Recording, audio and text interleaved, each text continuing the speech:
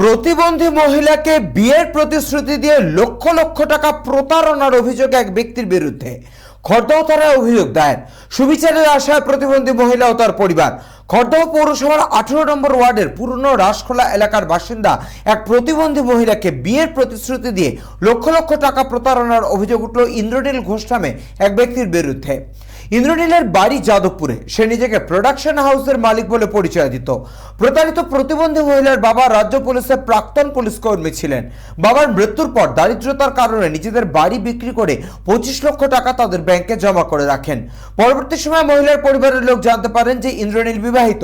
তারপর থেকে তাদের ব্যাংকের অ্যাকাউন্ট থেকে দফায় দফায় মোট 22,70,000 টাকা তুলে নেয় অভিযুক্ত ব্যক্তি ইন্দ্রনীল ঘোষ। বিষয়টি অভিযুক্ত জানতে পারার পর থেকেই ফোনে প্রতিবন্ধী ওই মহিলা ও তার পরিবারকে প্রাণনাশের হুমকি দিতে থাকে। অভিযুক্ত ব্যক্তির নামে খড়দহ থানায় অভিযোগ দায়ের করেছে প্রতিবন্ধী মহিলা ও তার পরিবারের লোকজন। লক্ষ লক্ষ টাকা প্রতারিত হয়ে কান্নায় ভেঙে পড়েছেন মহিলার পরিবারের লোকজন। অভিযুক্ত ব্যক্তির শাস্তি ও বিচারের আশায় প্রশাসনের দিকে তাকিয়ে অসহায় পরিবার। খড়দহ থানার পুলিশ নিষ্ক্রিয় ভূমিকা পালন করছে বলে অভিযোগ প্রতারিত প্রতিবন্ধী মহিলার। থাকি হচ্ছে খড়দাতে। আমার মানে আমি থাকি খড়দাতে। আমার সঙ্গে একজনের যাদবপুরের একজনের সঙ্গে পরিচিত হয়। এইবার দীর্ঘদিন ধরে মানে আমাদের 2-3 বছর ধরে আমাদের রিলেশন। তা আমাদের বিয়ের কথাবার্তাও ঠিকঠাক হয়েছিল। তা সেখান থেকে মানে আমার বাড়ি বিক্রি করার টাকা বাড়ি বিক্রি করে যেই টাকা ছিল মানে অ্যাকাউন্ট থেকে আস্তে আস্তে উনি যে করে হোক নিয়ে নিয়েছে। কি নাম? ইন্দ্রনীল ঘোষ। আচ্ছা, বলছি কত টাকায় বাড়ি বিক্রি করেছিলেন? 24 lakhs। আচ্ছা, তারপর উনি কত টাকা নিলেন? উনি অ্যাকাউন্টে 24 lakhs-এর মধ্যে 22,70,000 টাকা উনি আস্তে আস্তে আমার অ্যাকাউন্ট থেকে উনি নিয়ে নেয়। আচ্ছা, আপনাকে কি বলেছিল? মানে আপনার সাথে বিয়ে করে বলেছিল?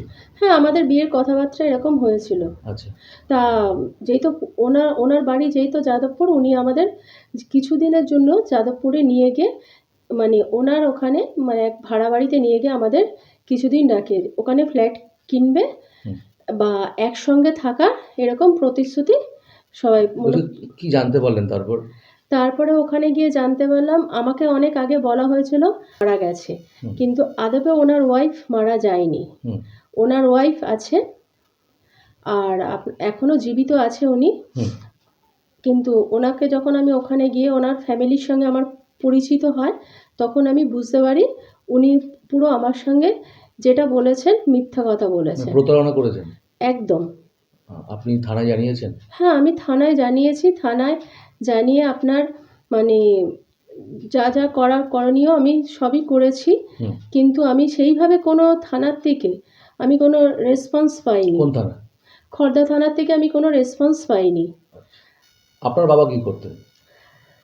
আমার বাবা এক্স পুলিশ কর্মী ছিলেন। আচ্ছা, তারপর আপনার সাথে যোগাযোগ করেন ইন্দ্রনীল ঘোষ? হ্যাঁ, আমাকে মাঝে মাঝে ফোন করে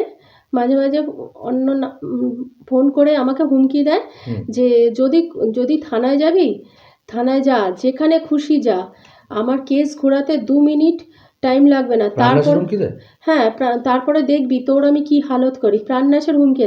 আমি আমার এবং বিধবা মাকে নিয়ে আমি এখন পুরো রাস্তায় পথে বসেছি। এরমভাবে মানে আমাদের সঙ্গে যেই ঘটনাটা ঘটেছে আমি এর সুবিচার চাই। আর সবথেকে বড় কথা, আমি একজন মানে প্রতিবন্ধী মেয়ে।